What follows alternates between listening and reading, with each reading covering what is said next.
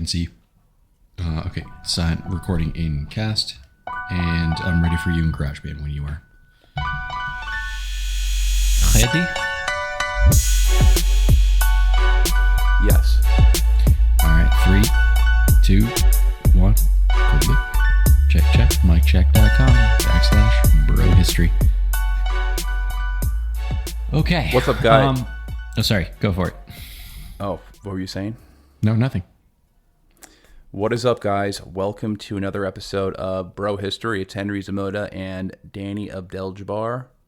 What's up, man? How are you? Chilling, man. As per usual. How about yourself?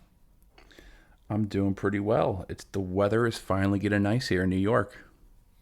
You know, that's so strange because I've been living in Puerto Rico for a little over 2 years now, and we don't get seasons. So it's funny when I start hearing people talk about the weather. I'm like, the weather is the weather here. The only season we have is hurricane season and not hurricane season in Puerto Rico.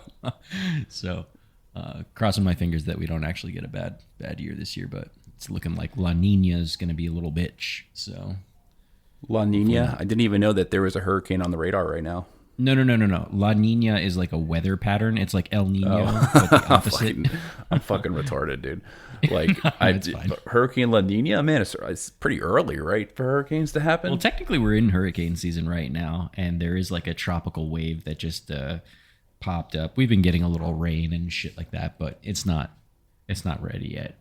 Anyway, apparently the water is super warm right now, which is like good conditions for hurricanes, but I mean, this is kind of a boring subject. I don't think people came to Bro History to listen about our like weather patterns.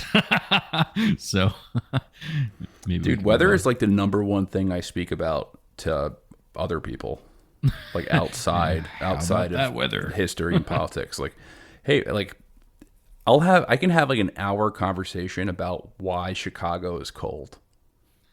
Lake effect. No, I actually was talking to some guy, and we spoke for like 2 hours about why Chicago and Minnesota are so cold. We should just title this episode, Why Chicago and Minnesota is Cold, but then like the rest of the episode is something entirely different. Well, dude, Chicago, I mean, Illinois, where Chicago is, it's like the same latitude line as New York, but it's about 10 degrees colder, especially during the winter. However, during the summer, man, that place is like, Chicago is warm. It gets hot during the summer. You know, there'll be, multiple days throughout the year that push, close to 100. And during the winter, there's multiple days that, I think this winter in Illinois, it was like negative 15 or something. Nah, that's not a real temperature. That's not a real temperature. Yeah, in my brain, no, like, once it starts getting that cold, it's just not even real. Yeah, I mean, it was cold enough to keep your Omahas safe for a long time. It was. I wasn't actually there, so I was just here. Because my sister lives over in Chicago, so she was just like telling me how horrible it was, and like just everything would freeze. But it was cold in New York a couple of days. But it was, it really hasn't been bad. It hasn't been bad like it was 10 years ago when I feel like we used to, where I almost moved out of the city and I almost moved to California just because we had such a harsh winter. I did move because I hated the winters. Yeah. And you did. And Yeah. you moved to, the most humid place. What? Is there a place that's more humid than Puerto Rico besides like the Amazon rainforest? Oh, well, yeah, the rainforests. Any rainforest is going to be super humid, but we have one of those, so. Yeah, that is a big rainforest. Yeah. All right, enough of that chit chat. Enough of that weather talk. Okay, well, actually, this kind of segues into the first topic, weather. So, I guess I'll just ask you, because we only texted about this. So the Iranian president died in a helicopter crash. That's right. And of course, everyone is saying, or not everyone, but there are a lot of people who are saying that there was some type of foul play involved. What is your opinion on what happened? Oh, we want to jump straight into the opinions? Okay. Why don't we, or Uh, why don't we lay out the groundwork then? Because okay. maybe not everyone knows. Yeah, it's coming in hot here. Okay, well, as you pointed out, President Raisi, also Foreign Minister Hussein Amir Abdollahian, if I'm pronouncing that right, and also one of the provincial governors and another influential imam were all on a plane coming back from this like ceremonial dam opening near Azerbaijan. Like they were partnering with Azerbaijan to make a dam for electricity. And on the way back, their helicopter crashed and killed everybody. And talk about opinions, right? Before the investigation was even completed, there was like already accusations being directed at the United States by Iran. The former foreign minister, the guy who's still alive, from Iran, went on like Iranian state TV and said that, and I'll quote him: "One of the causes of this heartbreaking incident is the United States, which by sanctioning the sale of aviation industry to Iran caused the martyrdom of the president and his companions. The U.S.'s crime will be recorded in the minds of the Iranian people and in history," which is interesting. And this is all like I said, before they even did any investigations. They were just like, "Yep, it was the U.S. It's their fault." Wait, so they're saying that it was a malfunction then? No, they're not saying anything right now, which is the But wild they're alluding to part. it, saying that Right. sanctions They're saying the quiet part out have loud, prevented right? them from doing the maintenance required to fly choppers. Yeah, I think this is probably the reasonable thing, is that this fucking helicopter's old as shit, right? Yeah. And that's probably why it went down. But there are there's other angles to this as well. But I think they're just floating this idea that the U.S. is to blame because we can't sell any airplane parts to Iran because of sanctions. It just sounds like such a weak move in my opinion, but whatever. But I mean, there are truly a bunch of factors which could have contributed to the crash. The one that is the clearest one would be that this is like the helicopter they were in is a Vietnam era American-made Bell 212 helicopter. It's like thing is old as hell, right? And probably hasn't had OEM parts since they got delivery of this helicopter, right? But also it could have just been a dense fog, which we know is a thing. There was a fog that came up. Those would be clearer explanations. I mean, they initially departed, the dam with very good visibility, but on the way back, the weather deteriorated. So talking about weather, our segue, and they had a planned route to Tabriz, but that's where the president's plane was. But then a thick fog developed over the peaks that was like directly in their flight path, and they crashed, right? At least that's the simplest or clearest explanation that I've read. Yeah, man. I mean, I tend to agree with the prevailing narrative that it was it was an accident, because helicopters crash all the time, man.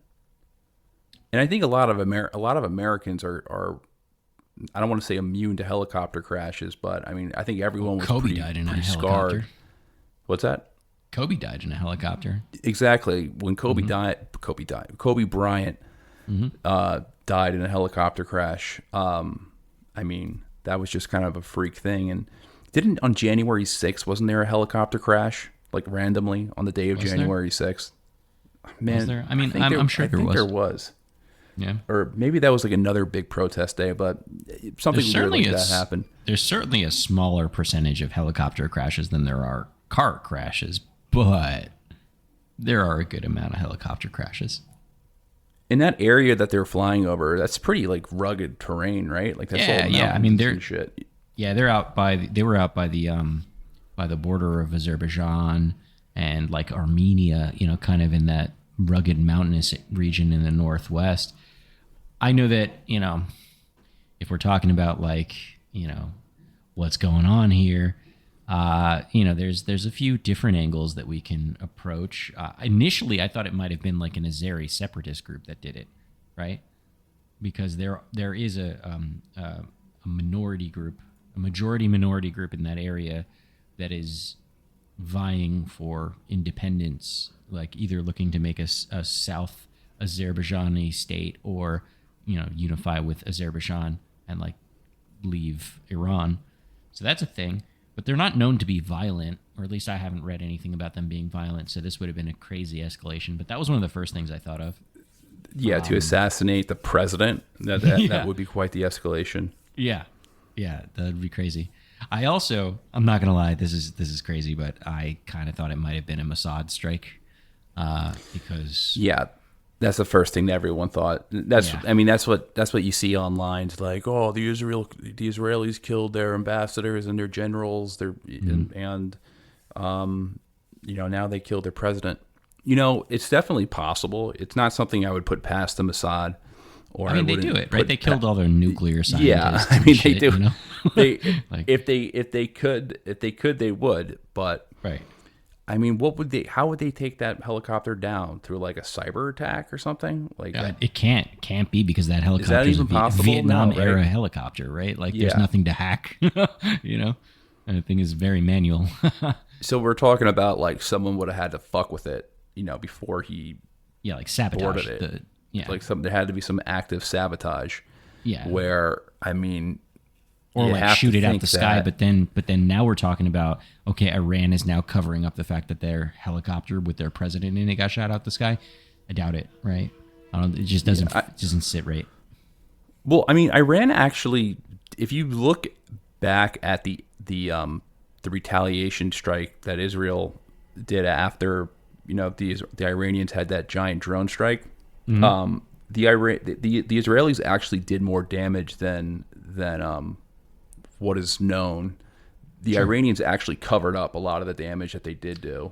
Sure, but they're not going to cover up the fact that the Israelis shot down the helicopter with their president and their foreign minister. No, that's absolutely. They're not gonna different scale of shit, right? Like they don't want to give. Sorry, hold on.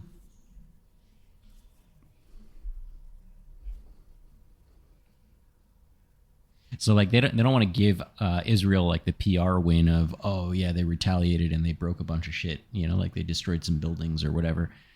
That's one thing to cover up, but it's entirely different to cover up the political assassination of one of their leaders, So that would be well. Here's the thing that matters. So it doesn't really matter what happened.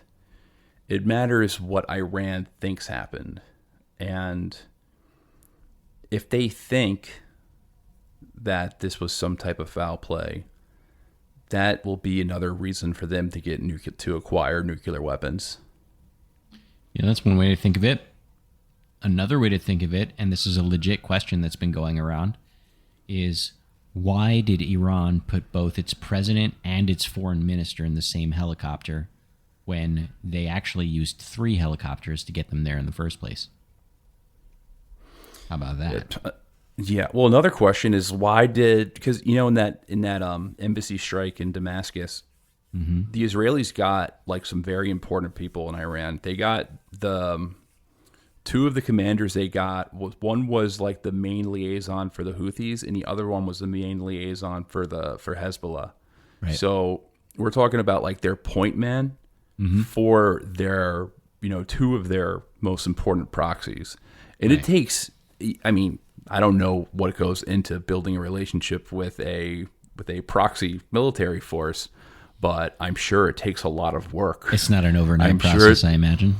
Yeah, I mean that's one of the reasons why the Israelis were so adamant about getting Soleimani, is because Soleimani was Soleimani created all these proxy forces, right? Or I'm maybe not created is the right way, but he fostered was them all. One of the main architects that to create that system of their different allies across the Middle East.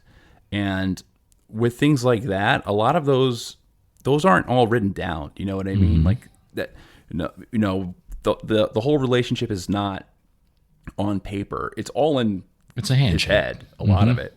Mm-hmm. It's all in in Soleimani's head. So I think that's why the Israelis are so keen on taking down those point men, and that's why they attacked. They were willing to go against historic norms over the past 2,000 years in bombing an embassy to take them out. Bombing an embassy of a foreign country at that.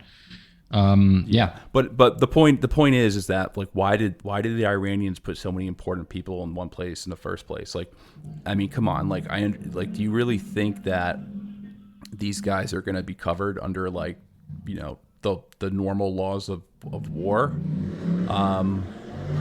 Putting them all under one roof, seems to be careless from the outside observer. But yeah, I mean, the same thing goes for putting the president and the foreign minister in the same helicopter. I will say the president in Iran is not, the supreme leader. It's not the main power. It's not the head of, the main head of state. No, but it's a big political leadership role. It's basically number 2 to the Ayatollah. I mean, they are a theocracy, so you replace the Ayatollah, it doesn't go to the presidency; it goes to the next, like, imam, the next person in that ranking system. But still, it's a political figurehead, and it's one of the top ranking ones, and it's a bad look, right? And so I don't know what to make of that. I don't know if maybe the Ayatollah was dissatisfied with them, or maybe this is just stupidity on their part, right? Because it could just be like a little bit of hubris and stupidity combined, because this is an interesting little detail. Iran's been building all of these drones, right? And they've been selling them and exporting them to places like Russia or like non-state actors like Iraqi militias and the Houthis and things like that, right? So we know that. And everyone's all like, oh, let's, afraid of these Shahed drones, right? They're so advanced. They didn't have a drone to locate the like crash site of their president and foreign minister. It was actually a Turkish drone that ended up finding the crash site for them. And they requested from Syria and Russia helicopters with night vision capability, but they weren't available at the time. So it's like all of that work that they're doing, exporting like kamikaze drones, and they didn't have a single drone to do surveillance on their own territory, which kind of it's telling. It's like, well, they put all of their eggs in missiles. Right. I mean, well, it's also just telling that, like, what else have they been neglecting, right? Maybe they're a bit of a glass cannon, Like, yeah, we're kind of afraid of all their rockets, and, I heard that they have supersonic missiles, and they also make some pretty good kamikaze drones, and maybe, especially according to Bibi Netanyahu, maybe they've got the bomb, or a dirty version of one, right? But maybe they're a glass cannon. Maybe they have, like, really, really bad logistics. Clearly, if they don't have helicopter parts, right? How are they going to fly their troops around? You know what I mean? I think they have limited resources, and they prioritize different things. And I don't think how many militaries prioritize helicopters in this day of age. I don't know. Maybe someone knows that, but I think helicopters are pretty important. Whatever happened, I'm throwing it up. I think it was just most likely just a fatal accident. But yep, I do too. Who knows if there's a Seymour Hersh article that comes out in a couple of weeks or a month about like the CIA and the Mossad, having one of their kind of fifth columns in Iran sabotaging the helicopter, I wouldn't be totally surprised. I wouldn't be like, oh my God, I can't believe that happened. It's definitely within the realm of possibility, but I would say it's like a 5 to 10% chance that that's the case, and a 90% chance that it was an accident. And I think you're being generous too, right? I think it's probably even lower than 5%. Yeah. Who knows? Maybe that Seymour Hersh article comes out in a couple of weeks, and it proves us wrong. But we are going to talk about some of Iran's different separatist groups today. Most importantly, we are going to talk about their most famous one, or the strangest one by far, maybe one of the strangest groups in the world, and they're called MEK. And MEK is essentially they're basically Iran's Scientology. But imagine if Scientology in the United States, yeah, and Scientologists were enemies of the state and constantly tried to overthrow the U.S. government, and their primary goal was to become the leader of the U.S. government. That's basically what MEK is in a nutshell. They're a Islamic communist militant left-wing culty, fucking drink the Kool-Aid weirdos. Yeah. Yeah, they're very, did we say very terrorists? Because strange. they were also terrorists too. They're also terrorists, and I say that not just because they attack Iranian, they've engaged in terrorism in Iran, but they've also killed Americans. Yep. Throughout the 70s. They've killed. They've had assassination attempts against Americans. They've killed American servicemen. They killed American civilians. So they were on the state terror list when that became a thing. I believe in years. 1992 or so when that became a list. I forget the exact year that the international terror list came, but they were one of the first groups that were put on that list, MEK, because of their hijinks. And now in modern times, and this has been going on for really the past 10 years or so, they've been sanitized. Yep, whitewashed in a lot 100%. of regards. They've been whitewashed, and we're going to get into it, where very high profile American politicians will speak at their events and support them in lobby groups here. Yeah. Yeah, they have a pretty surprisingly powerful lobby within the U.S. Yeah. And when you look up information about MEK, if you do a YouTube search on MEK, what you're going to find are all these kind of media relation channels. Yeah. They're huge in social media. They're huge. Yeah. They've got a huge these media relation channels that all they talk about is women's rights. Yep. And freedom and democracy. And basically they're just talking about liberal values to appeal to the West, because what their ultimate goal is, and it's a far-fetched goal because they're just not big enough, is to remove the Ayatollah from power and become the government of Iran. They're a strange bunch. They're used as proxies. They've historically been used as proxies by mainly the Saudis and the Israelis. So when the Israelis want to assassinate a nuclear scientist, they usually will outsource it to MEK to carry out that assassination. Right. So they're a violent group, and they're quite strange. They were ran by a husband and wife, and they're based out of they're obviously expelled out of Iran, so they have this big weird compound in Albania, where it's kind of like the what's the big Scientology compound, the one in Clearwater, Florida? Yeah. Mm-hmm. I don't know what it's called. But it's sort of like that, where when you join MEK, you have to, if you're married, you have to divorce your wife.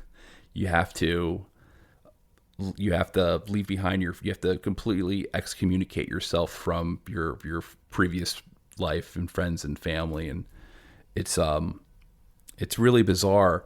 There's this Intercept article that came out that was written like 4 years ago in 2020. Yeah. And it basically was just taking the accounts of these people who have been excommunicated from MEK or who fled just MEK. got out. Yeah. A couple of them just ran. Yeah. And basically, the interview, what they were saying is that I've been in this cult for like 30 years. Yeah. And this is the first time I'm seeing my son.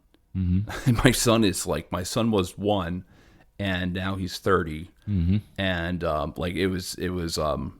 it was really sad, honestly. As sad as that is, that's not even the craziest story that comes out of that article, which is nuts.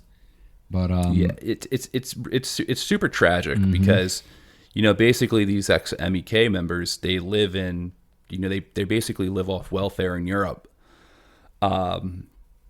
completely isolated again from their previous cult, and most of them don't have any friends or family, so it's depressing. But today we will talk about the history of MEK, what they are, and I guess why people like John Bolton and people who will most likely, maybe not John Bolton will be in power, but people who will most likely be in national security positions with a Trump presidency.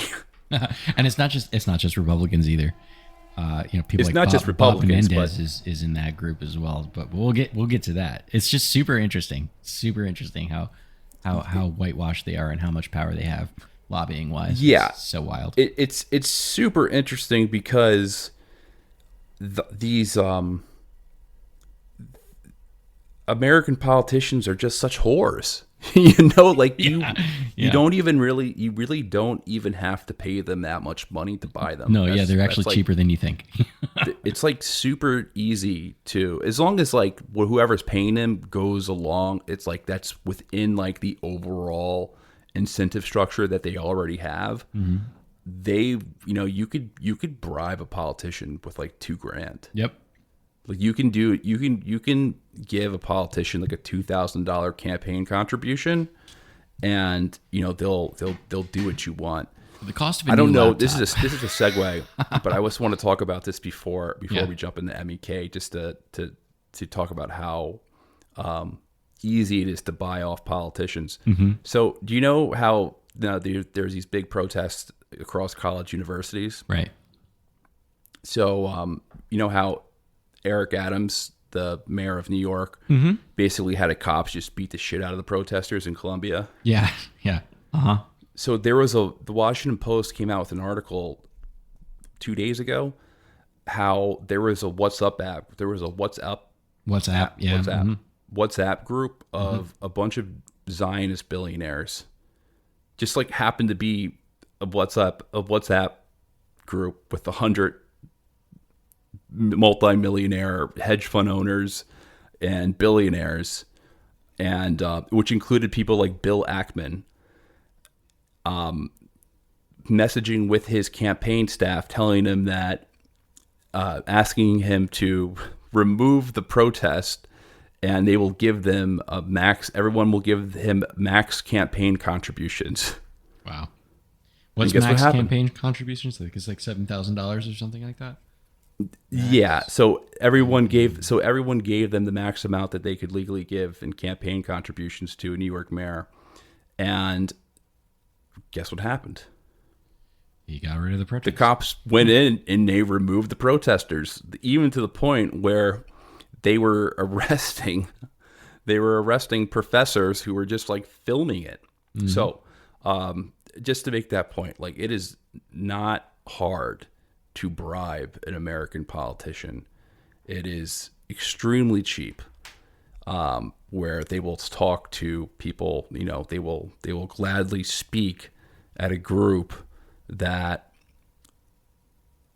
as odious in many regards as mm-hmm. MEK, and not even and just whatever. I couldn't whatever they're paying me. I couldn't immediately find the campaign. Oh, never mind. I found one. The spending limits, or the how much money you can give to mayor of New York City, is $3,700. That is the 3,700. maximum. Okay, so got about $370,000 from that group, depending on how many people were in it. Yeah. So that's a pretty good chunk of change. I mean, it's not like pocket change for most Americans, but like if you really wanted to sway a politician, $3,700 doesn't sound like that much money if the cause is worth it for you, you know. Yeah. Well, let's talk about MEK. What are they? Who are they? What are they? When were they? All right, let's go to the origins. When did this group start? Yep. So like 1965-ish, you know, so the early period of MeK is like from 65 to 71. And they were basically founded by a bunch of students from Tehran University. And these students included a bunch of different, you know, group members, which the early group members are interesting in their own right, but really it's not until, you know, the current days that any of these group members actually become like icons. So I'll tell you their names, but it's not really that interesting. It's Mohammed Hafnejad and Ali Ashgar Badizadgan, if I've said that correctly.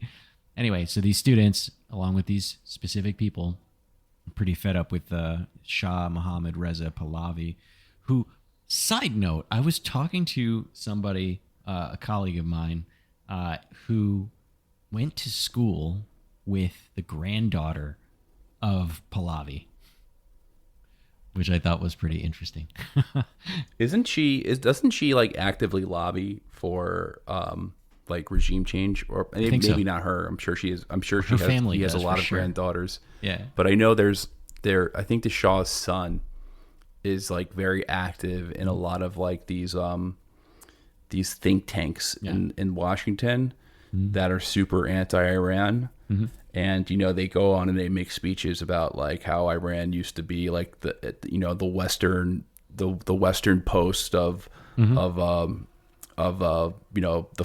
the Near East, and how, you know, we need to bring in, you know, the Shah was a pretty, you know, he was a dictator with a secret police that, you know, had torture chambers and shit. You know, he was a, you know, like Saddam Hussein. You know, he was just maybe not as sadistic as Saddam, but like, you know, he was a corrupt leader, and also probably under U.S. influence.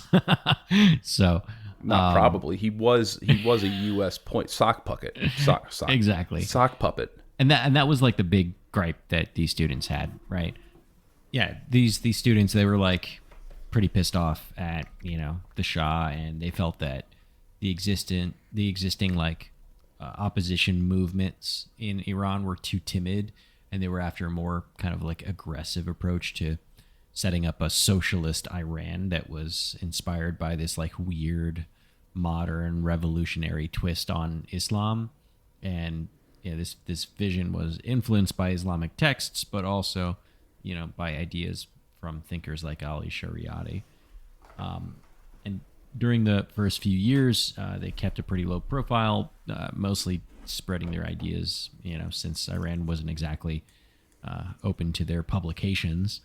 And even though they had like a lot of like Marxist leanings, they didn't openly call themselves socialists or communists, but like, you know, they were. So there's that. In the 70s, though, this is when it starts getting a little bit ramped up for, you know, actions from the MEK. They did some pretty bold moves. This is when they start doing like terrorist shit. They tried to kidnap the U.S. ambassador to Iran in 1970. But just to be fair, there is some debate about who exactly was behind that, because nobody's actually come forward and admitted to that. We're pretty sure it was MEK, though. 1971, a bunch of key figures start popping up. People like Rezai and Kazem Zolanvar.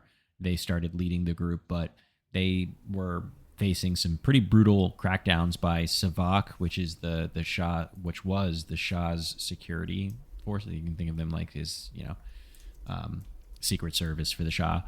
And they killed or arrested many of those group members, including the founders. So by 1973, MEK reorganizes. They set up this central committee, but then they're starting to have like these major ideological splits with one faction that was like super heavily embracing Marxism and later renamed themselves PECAR and moved away from the Islamic part of it.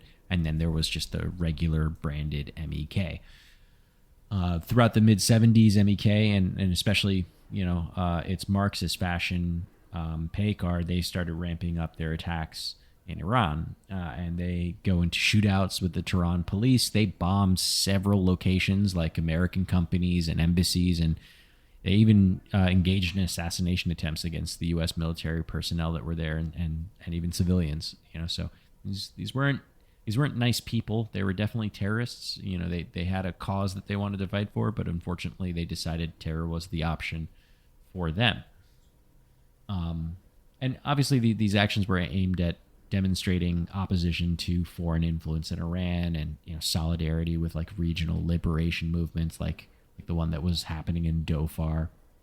But it was a super turbulent period for MEK, and it was a lot of intense internal conflict and a bunch of external pressures which almost broke them apart right up until the Iranian Revolution in 1979. And when the revolution kicked off, leaders like Masoud Rajavi, who we're gonna talk a lot about him moving forward.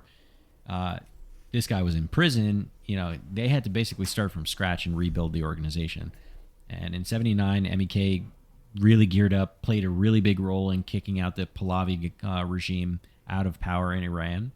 But by the time that January rolled around that year, Rajavi got out of jail and basically got the band back together and pumped new life into the MEK organization. And at first they were all about revolution, and they even got dubbed like a major force in Iranian politics. But it wasn't long before they started clashing with Khomeini, and they shifted into a full-on opposition group.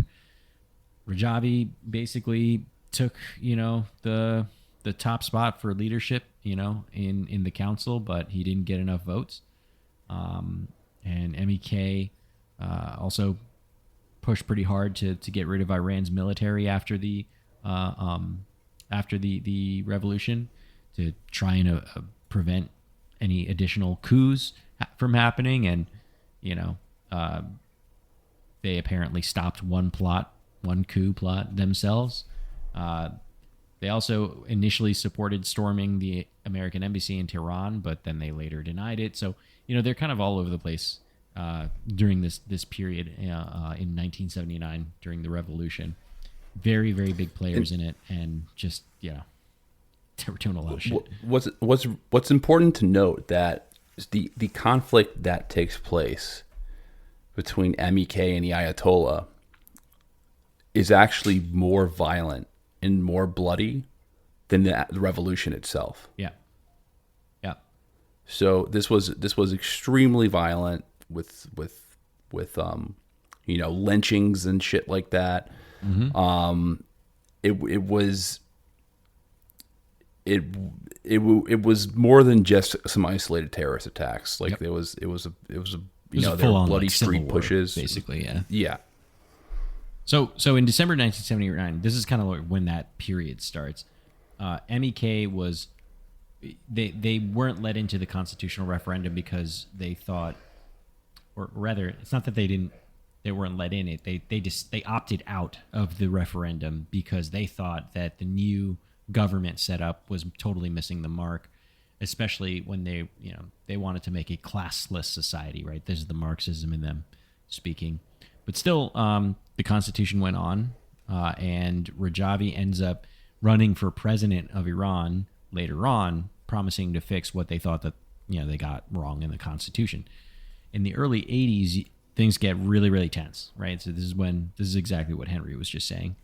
Khomeini basically blacklists Rajavi and all of MEK for running for any office because they didn't support the new Constitution. They also didn't get any seats in the legislative elections either, so it didn't help them very much.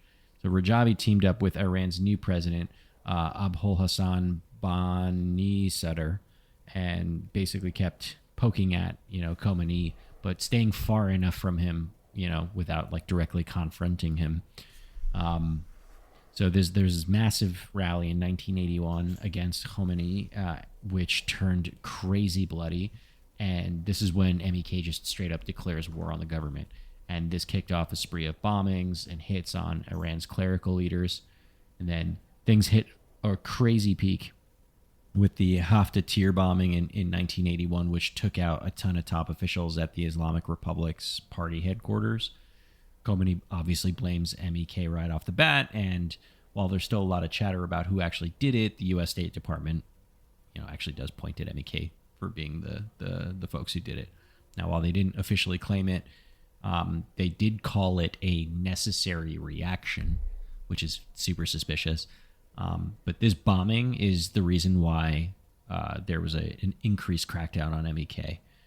In August 1981, MEK bombed another place. It was the Prime Minister's office, and took out and killed President Rajai and the Premier Bahonar.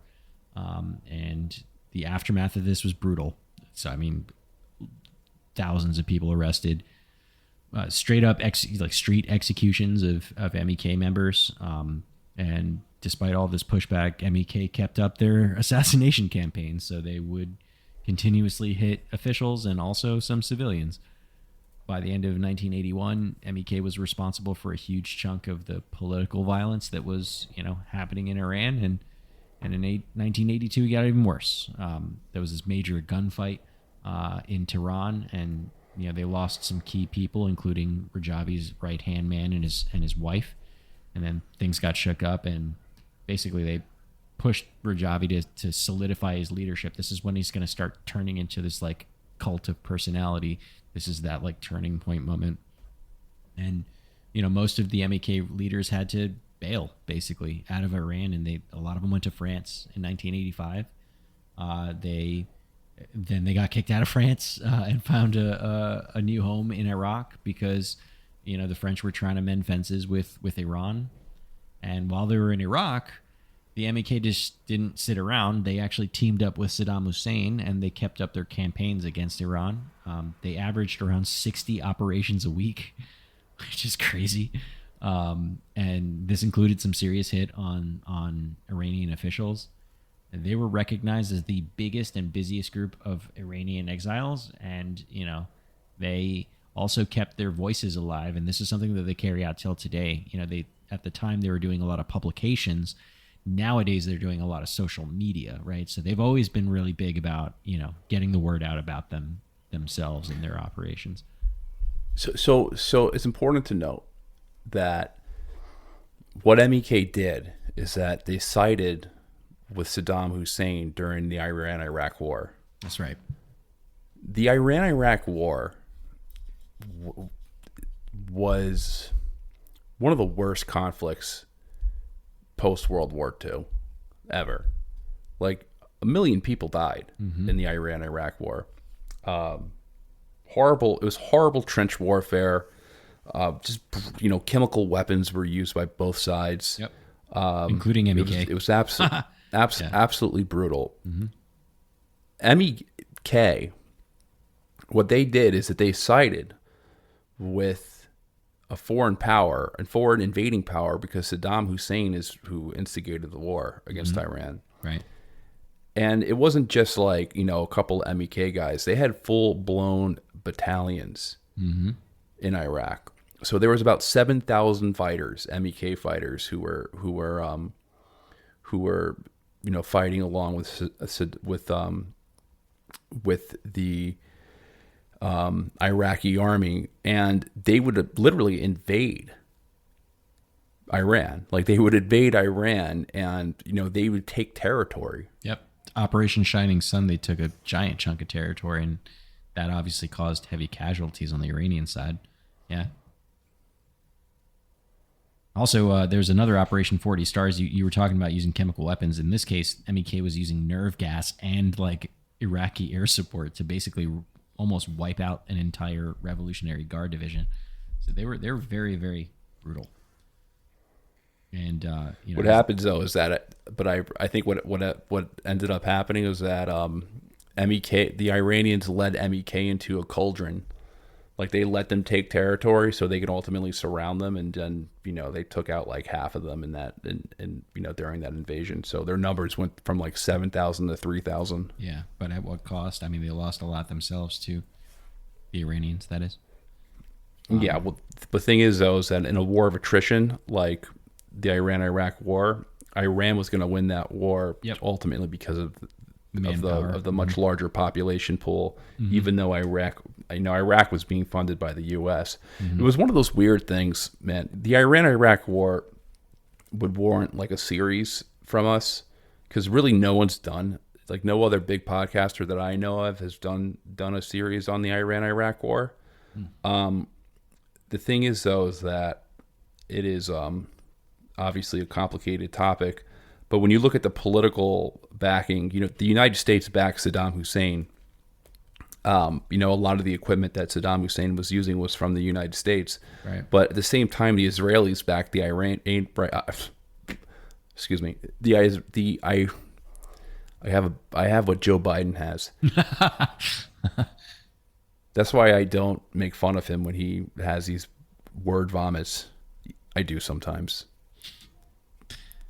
Iran was backed by the Israelis, and Israel conducted joint military operations against Iraq, right, during the Iran-Iraq war, right, to take down weapon facilities. So it was this weird situation where, U.S. and Israeli interest was opposed to each other because ultimately the Israelis saw Saddam Hussein as a much larger threat. And for good reason, because Iraq is literally closer to Israel than Iran. Also, Saddam was nuts in the first place, so And Saddam was actively supporting the PLO. Right. Also, what was the other point I was going to make? I forgot it. All right. It's all right. We should think about doing an Iran-Iraq war bit. I think that could be fun. But as that war was winding down, MEK started going into... Oh, wait. I remember the point I was going to make. Also, the United States was also backing Iran because using the Israelis as a proxy, that's what the whole Iran-Contra scandal was. Right. Was that the U.S. was actually supplying the Iranians spare parts for their F-15s. They didn't have F-16s for because the United States they didn't give anyone F-15s. Like they didn't give, like no one got F-15s. The only country that get F-15s were the Iranians. Mm-hmm. And after the schism happens, they didn't have the spare parts to maintain their air force. So the U.S. would, mainly the CIA, they used the Israelis as a proxy to funnel their spare parts to Iran. So they were funding both sides of the war. And I think it was Donald Rumsfeld. I'm pretty sure it was Donald Rumsfeld. It might have been someone else, but it was one of the neoconservatives said this. It's like a famous line. It's like, I hope they both lose. And that tells you everything you need to know about neocons. So, anywho, MEK, after the Iran-Iraq war, they founded the National Liberation Army of Iran, and they even tried a major move against Iran, which eventually backfired, leading to pretty heavy losses and substantial casualties on the Iranian side as well. And the aftermath is, of course, pretty brutal. After this failed invasion, Iran executes thousands of MEK members and other political prisoners. Utilizing that invasion as a pretext, and the massive crackdown was just it was noteworthy for the sheer scale and harshness, right? And there was plenty of human rights groups highlighting the systemic nature of those executions. And throughout the years, MEK's actions and their alliance with Iraq during the war, made them a significant force against the Iranian government. which is appealing to some people, and we'll get into why that's appealing to some of our current government members. But this also obviously led to a lot of controversy and a lot of severe reprisals that were against their own members and associates. From 88 to 2003, MEK kept stirring up the pot both inside and outside of Iran. The Iranian government was obviously super wary about them because they're like, these guys are fucking pain in our ass and actually have done things to disrupt our foreign policy, and they were actively, their security forces were actively chasing down MEK members abroad, like all over the place. And in 1991, MEK basically showed their thanks to Saddam by helping his forces crush uprisings across Iraq. And then in 1992, MEK attacked 10 Iranian embassies, including this absolutely wild scene at the Iranian mission to the UN in New York, where they took hostages and left a bunch of embassy staff injured. And these attacks, of course, according to them, were their way of hitting back after one of their bases got bombed. But it's still pretty wild that they managed to pull this off in New York City in the U.S. Literally taking hostages in New York City. 1998, during the World Cup match between Iran and the U.S., this one's actually pretty funny. The MEK bought a huge chunk of the tickets to this match, right? And their plan was to wave a bunch of political banners, but their scheme got busted, and then they weren't allowed to go, and a bunch of extra security had to be called in. But I think that would have been pretty funny if they would have pulled that off.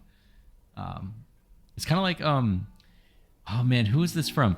It was it 50 Cent and Ja Rule? Who was this rap feud where it was 50 Cent bought all of the front row tickets to Ja Rule's concert and then just sat in the concert by himself watching I think it was Ja Rule, was it? Who's that beef? I think it was 50 and Ja. Yeah, it was Ja Rule. Because that was his first. That was 50's first big beef, right? Yeah. Mm-hmm. Because they're both around from the same area. Yeah.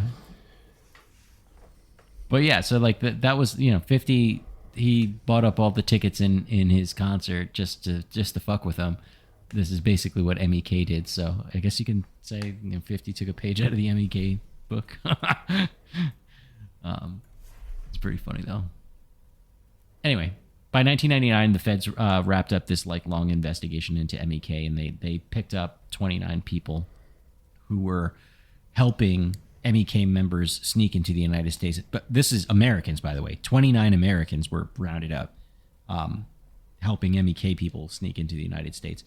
And one of the guys that was leading this racket had admitted to faking documents for the MEK and also broke some pretty serious anti-terrorism laws. In 2003, in France, when police raided a bunch of MEK spots, they caught about 160 members on terrorism suspicions. And, that takedown included pretty big names like Mariam Rajavi, who is the wife of, the Rajavi who is the leader. After that sting operation, there was a pretty big reaction from MEK supporters, some big protests, and a lot of the detainees were eventually released, and those terrorism charges didn't actually end up sticking because, I don't know, France. And then in Iraq in 2003, this is during the U.S. invasion of Iraq in 2003, MEK end up, under heavy fire from, U.S. forces.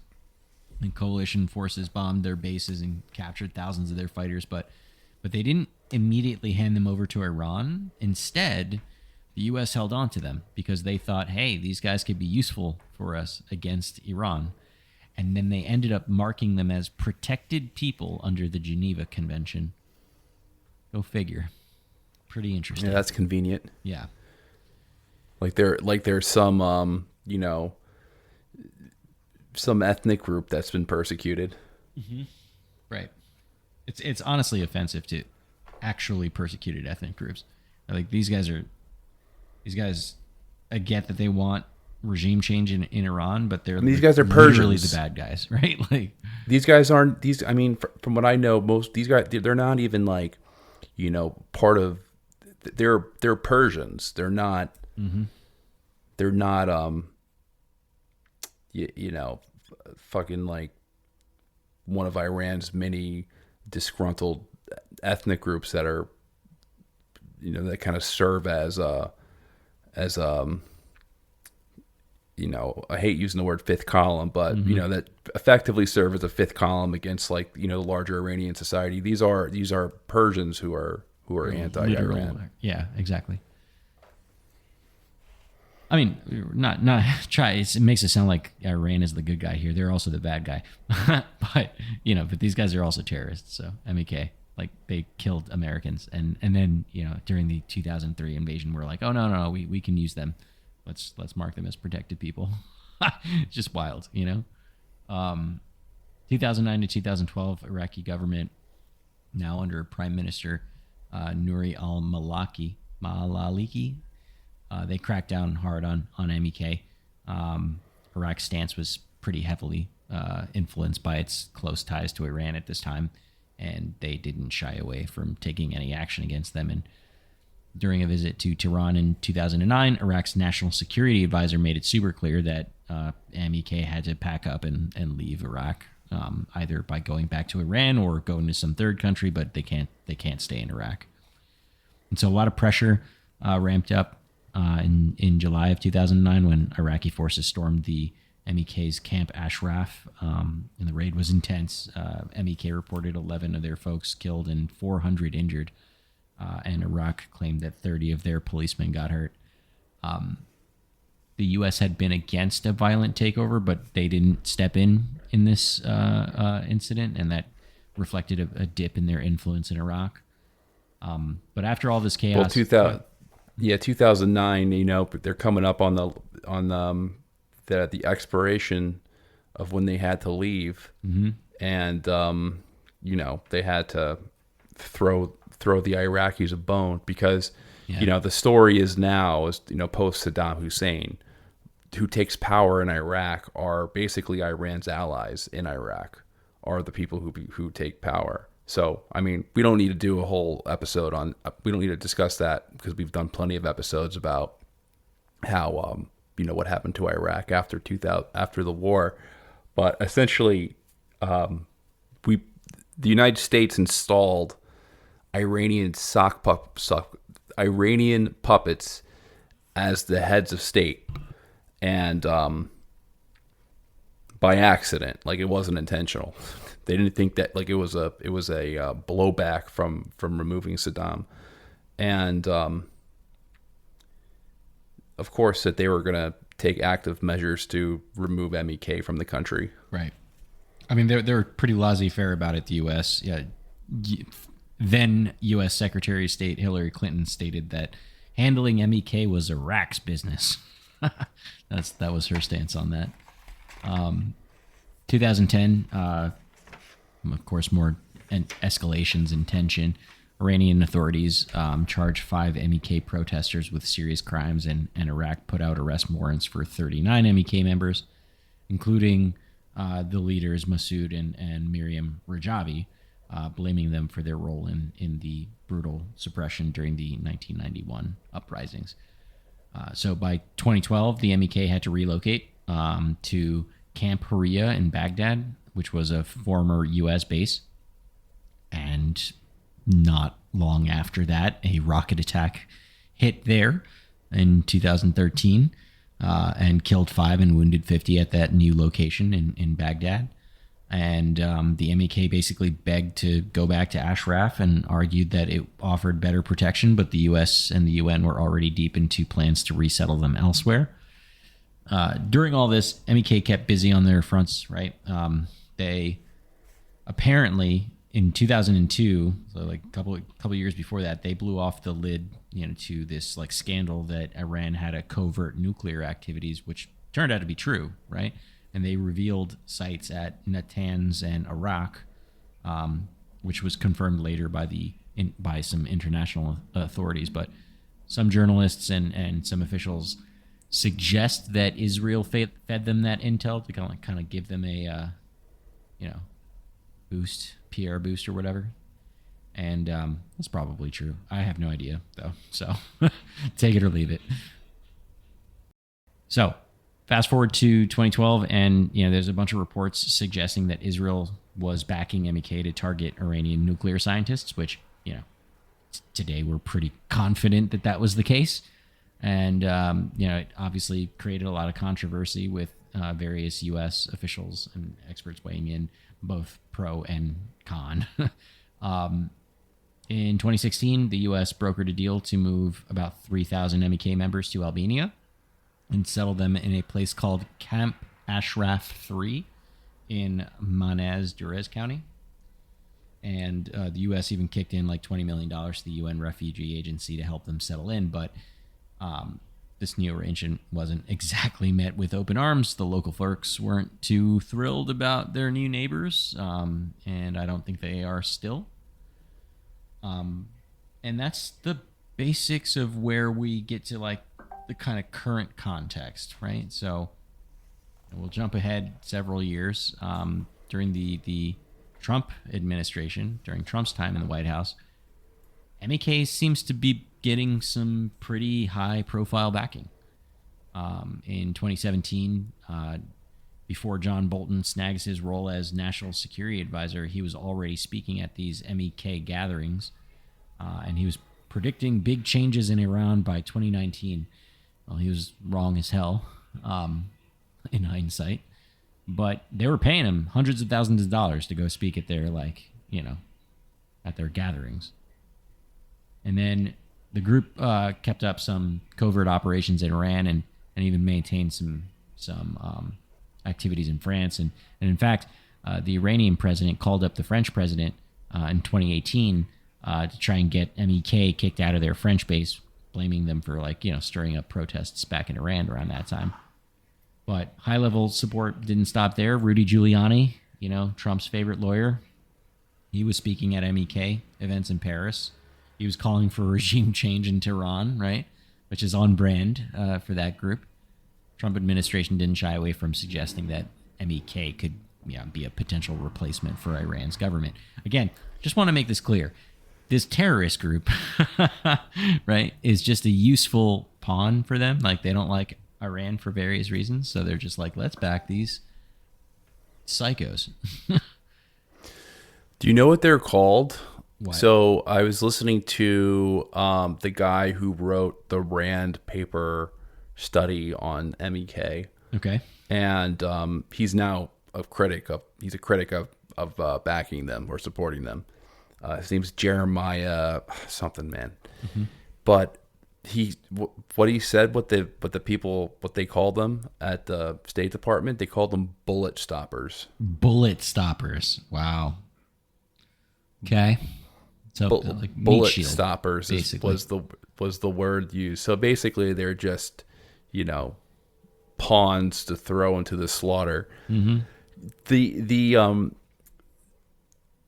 The belief. I'm trying to think of something that's more ridiculous than MEK becoming the ruling power in Iran. More like ridiculous? That would be if you said like the black Hebrew Israelites became, the power in the United States, the leading power in the United States. I mean, sentiment, I agree. I think that might not be the best example though, because black Israelites are like real religious bent. These guys are kind of just Marxists. You know what I mean? Yeah, no, totally. They're both like unpopular groups. Like, right. I mean, black Hebrew Israelites are obviously a lot more obscure. Right. They also don't like bomb places and kidnap people. So they murder people. Oh. They murdered those Jewish deli workers a couple of years ago.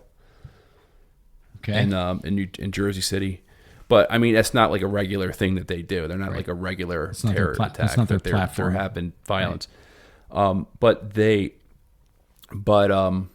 Yeah, I mean, these you have to remember that these Iranian groups that take the side of the United States against Iran, they are seen as traitors.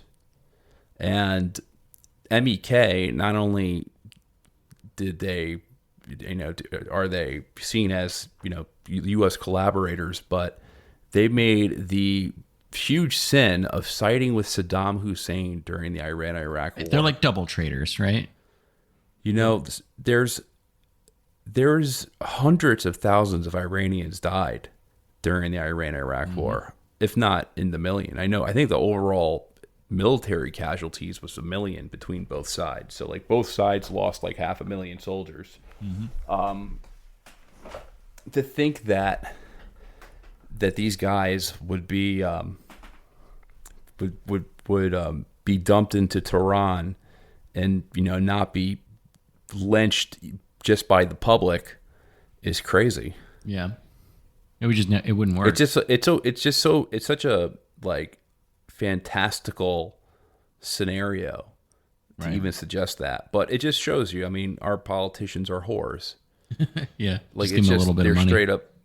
They're just straight up whores. So they see a lobby group and they pay the money, and they know in their notes they're going to talk about freedom and democracy. Then they're going to speak at their events. I mean, that's how you get politicians like siding with the most extreme elements of the Ukrainian right wing. Politicians that will like gladly speak with dude, I don't know if you saw this picture, but Anthony Blinken was in Kiev on like a diplomatic tour. He was playing like a rock concert or some shit. And he was playing a guitar. Yeah. So I don't think this was photoshopped. Maybe somebody messed with this picture. But in a picture in this bar that he was playing his music in, you see a picture in the background, and it's of a person throwing a Molotov cocktail into a building. And what that was the Odessa massacre. So in 2014, after there was, when the original war and the separatist movements kicked off, there was a moment. There was like Ukraine's Waco, where a bunch of Ukrainian nationalist soccer hooligans, they chased a bunch of like pro-Russia demonstrators into a government building, and they burnt the building down and killed everyone inside of it. Jesus Christ. So they had this posted on the wall of this bar of them celebrating the Odessa fire. I mean, it just shows you like, and I'm not saying that all Ukrainians are involved in that, in like that rhetoric. Most of them aren't. It is a fringe. However, the U.S. politicians are so willfully oblivious to working with extremely radical people who, openly celebrate butchery. It's crazy.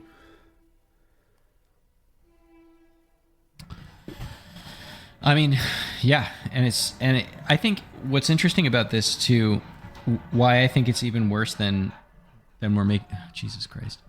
1 second, I'm gonna mute myself for a sec. I have a train in my background as well.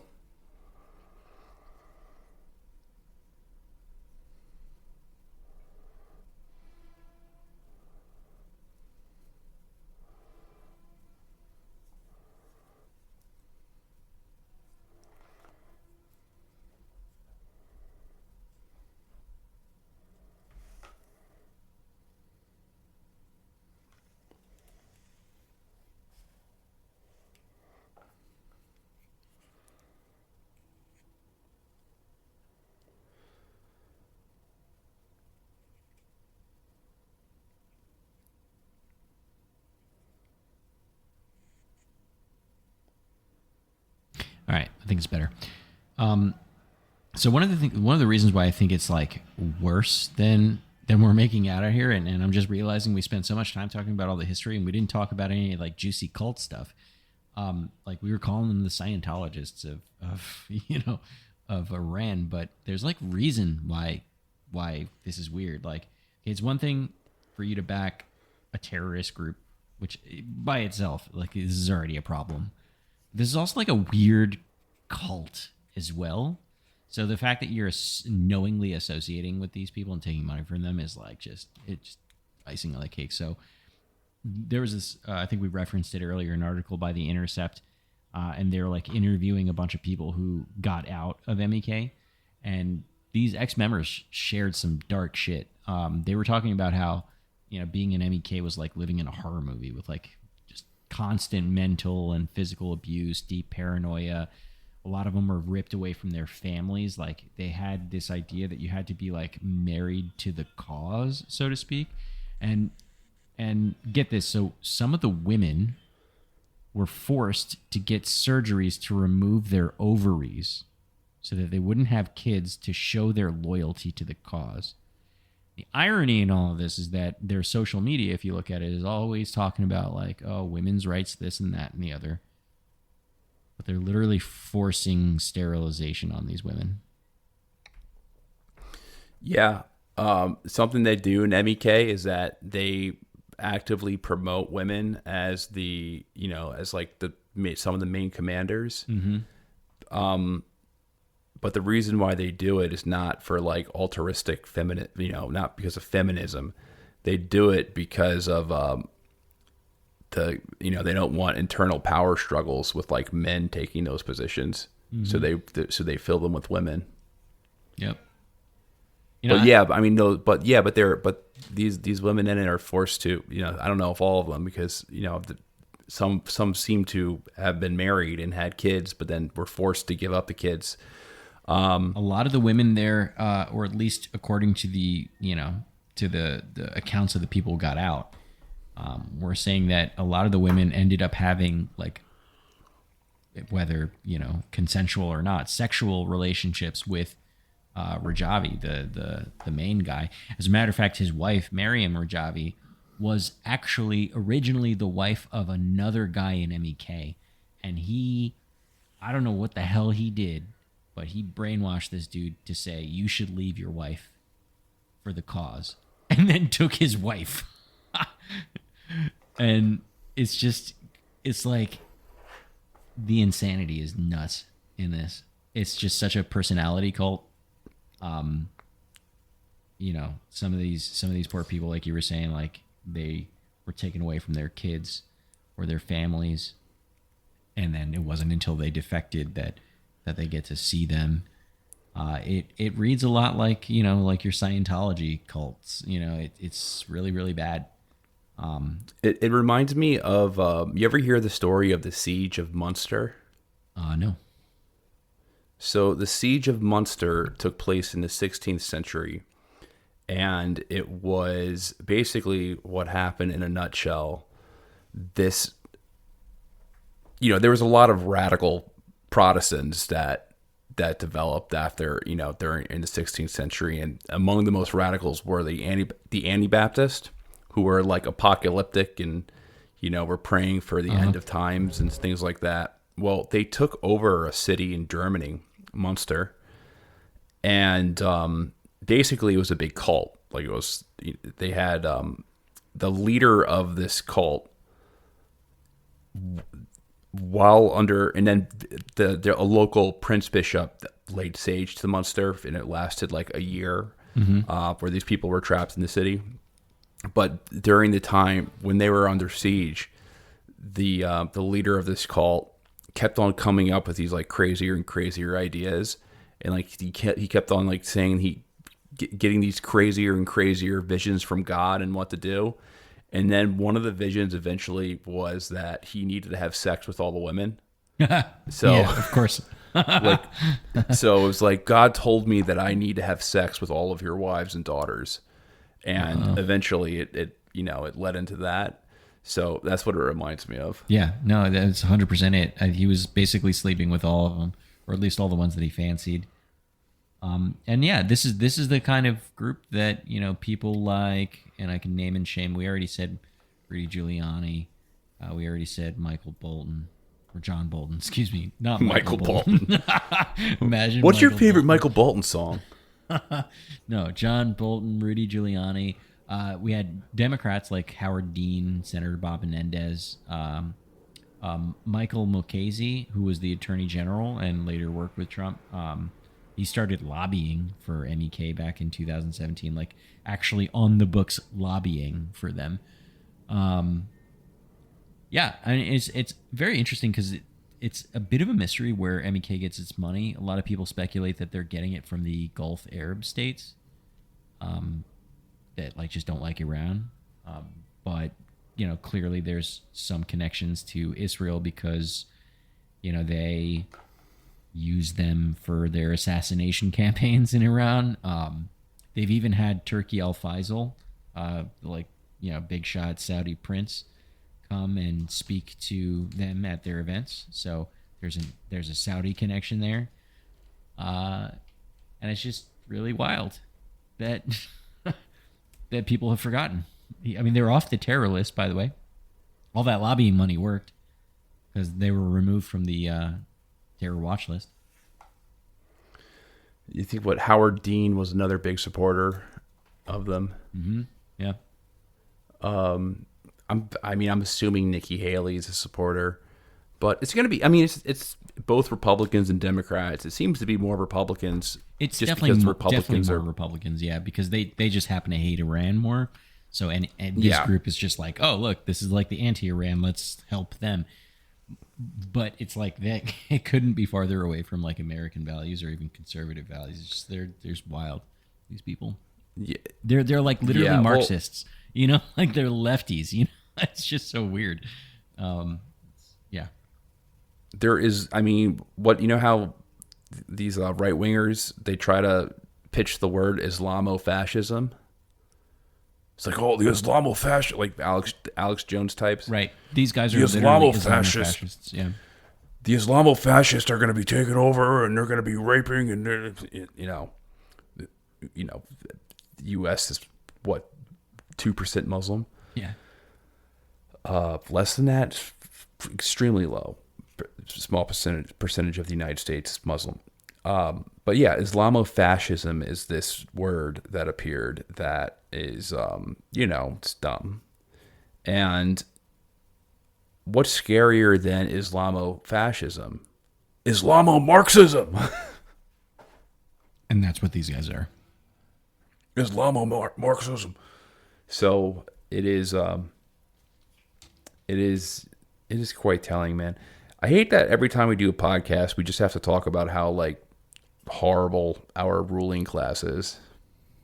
Well, we'd be out of content if they weren't horrible. No, I mean, if they weren't horrible, we would just talk about like ancient Carthage or something. We would talk about Hannibal. Yeah, that would be fun. Crossing the Alps. That would be fun. We should do another series on like super ancient shit. I'm starting to get tired of current shit.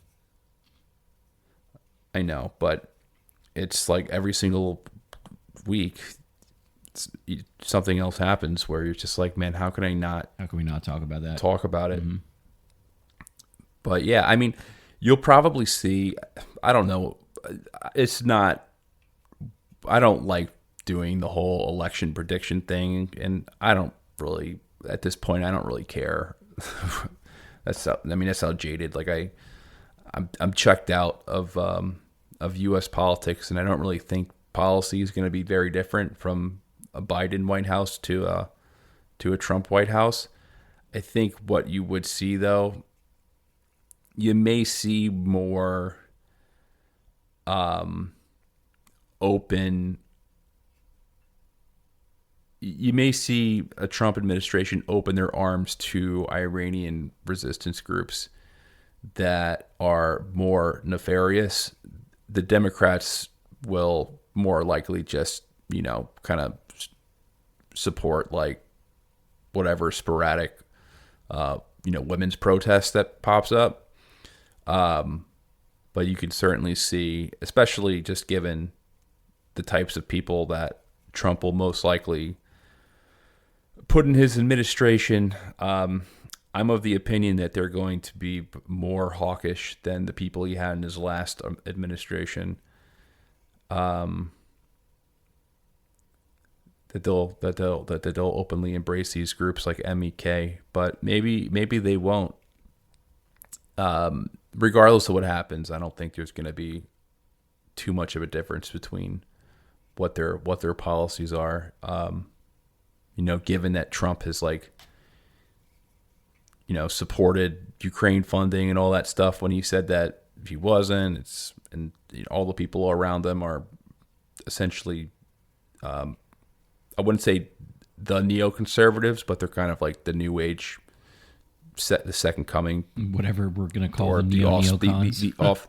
Yeah, they're more just like the neocons are like a group of a couple of dozen people. Right. They're a specific group of people like Bill Kristol, right, and Richard Pearl, mm-hmm, and Paul Wolfowitz. There's like 40 neoconservatives or maybe more than that, like 60, 70 like neoconservatives. Yeah, but they're important. Or at least they were impactful. But they're basically their ideological offspring is most of the, I would say 95% of the Republican Party is comes from their, mm-hmm, from their ideological roots. I mean, also the Democrats too. I mean, let's just be real. I mean, both political parties are basically, there's not really that much of a difference between their foreign policies. One's just, each one maybe is more they have different levels of fanaticism in terms of their rhetoric. Yeah. But all right, we're an hour in. How long are we in? Almost an hour and a half. Yep. Do we want to continue going? I don't know. I think this is a good stopping point. We'll see how this edits out, because we have to cut out a lot of Puerto Rican street music. A lot of Puerto Rican street music. We should just keep it in and just. I don't think people mind too much. It's like a break time. We'll insert ads at those points. Yeah. All right, guys. Thanks again for listening to another episode of Bro History. If you like the show, make sure that you rate and review on your podcast app. And we will see you within the next 2 weeks. 1 to 2 weeks. All right. Catch you Anything later. to add? Nope. Peace.